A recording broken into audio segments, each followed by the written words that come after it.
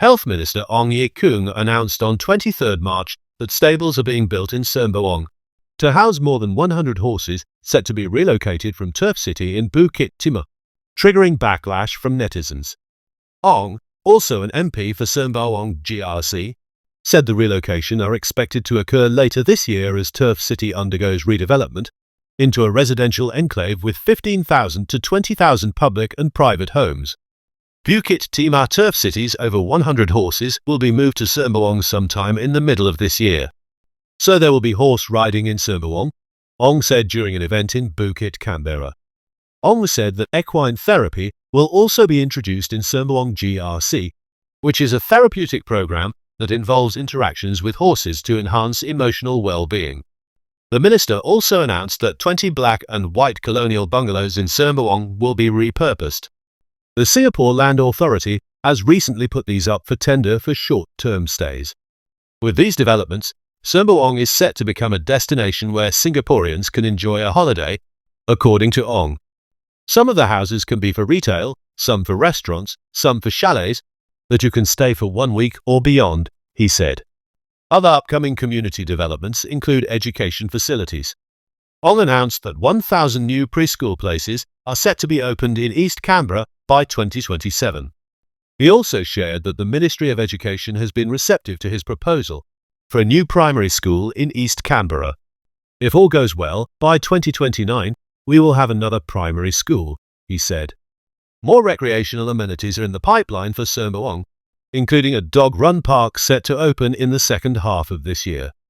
Netizens commenting on the Facebook posts of CNA and Mothership expressed frustration over the move, with many feeling that public funds should be spent on urgent needs rather than building equestrian facilities.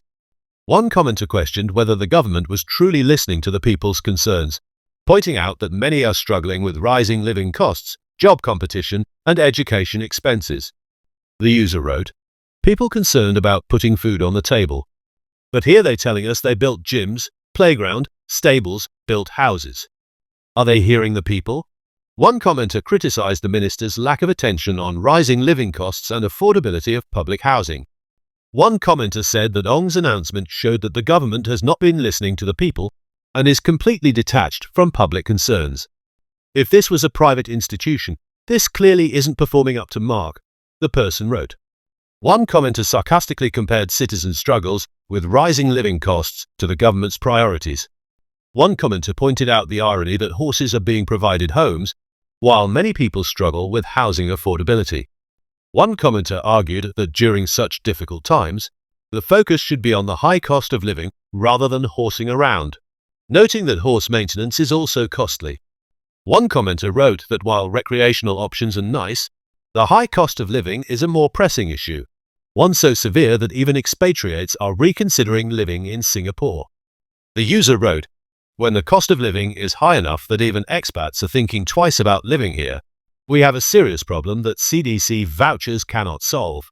Another commenter argued that the move showed how out of touch the government is with what is happening on the ground, as it prioritizes horse riding over real issues. One commenter called the stables in Sembawang useless, arguing that the cost of living issue is being ignored while unnecessary projects move forward. One commenter said that ministers are up in their ivory towers, talking about horse riding while urgent issues like the high cost of living, overburdened infrastructure, and job losses remained unaddressed, and whether public funds would be used for their upkeep.